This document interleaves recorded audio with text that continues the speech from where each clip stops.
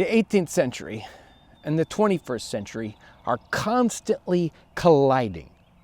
They're clashing, they're grinding against each other. I am a 21st century man. I live with all the conveniences of the 21st century. Indoor plumbing, that is amazing. I have a house that is automatically kept at a particular temperature, whether it's hot or cold. That's unthinkable. I have electricity. It does amazing things. I plug into the wall and do all sorts of things with it. Computers. I don't even know how to describe them. Digital cameras, cell phones, internal combustion engines. I have a car, I can go out, I can turn the key and go anywhere I want. Modern banking. Again, conveniences that we take for granted every day. We live in a world with advances that are just impossible to believe even 50 years ago, 100 years ago.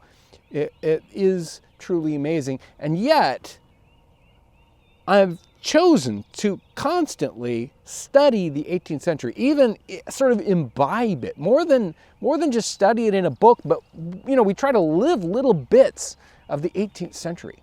And these two things, they clash. They are so dissimilar. Why would we study the 18th century?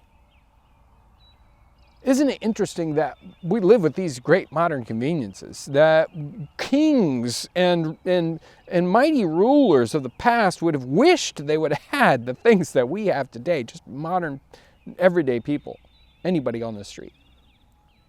And yet we yearn for something different. We know nobody says today, 2021, status quo, yeah, I think it's really, really good. Let's just keep it exactly the way it is, right? Nobody thinks that right now is good. So what's broken? If we have all these amazing, wonderful physical things that we enjoy, what is broken? Well, we know that family, community, these things are broken right now. What's going on? I mean, obviously there were broken families and communities in the 18th century, but it was nothing like what's going on right now. What happens in the 18th century in a house that's as primitive as you could possibly be, a house that is not very warm, okay, it's just plain cold, and water comes through the roof. What advantages does that have that our modern house doesn't have? What is lacking in the modern world? What can we go back to that cabin and figure out what went right there and what we lost on the way? I think one of the things that's happening that's so different in the 18th century, and this cabin is a perfect example, and William Nolan's Bark-Covered House really kind of, if you read it and you study it and you understand what's going on there, you kind of get an idea about what's happening. William Nolan, his family, they go out to Michigan and they go to a piece of ground that's just a bunch of trees, and they build a cabin and they live. And that household, that primitive cabin, it was more than just a house where they went to sleep, right? It was an economic unit. It was a little factory, and they all worked together to survive. They cooked food. They preserved food. They made their own sugar. They went out hunting. They did agriculture. Then there was probably textile manufacturing going on. They made their own clothes. They made their own furniture.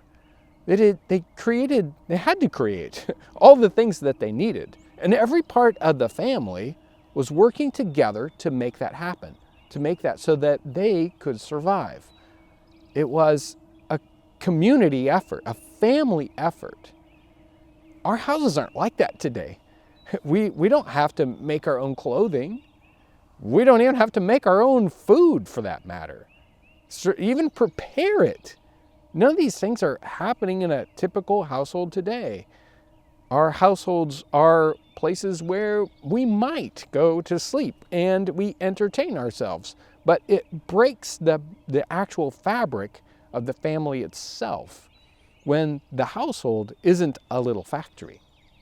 And we read about this over and over again as we look at different diaries and journals from the 18th century. Martha Ballard's diary is wonderful, and it talks about all the different things she does and they do in the household. And Matthew Patton's diary from that same time period, late 18th century, early 19th century. And he's doing all those things in the home, and whether it's different jobs that are all based around the home or things that are going on, mere survival things. But truly, those families from the 18th century had something that we don't have, something that locks everyone together. That's what we do here on the channel. We study the 18th century looking for those things. Sometimes we're just dealing with very, very material things. Simple things, understanding how they could live without all the modern conveniences.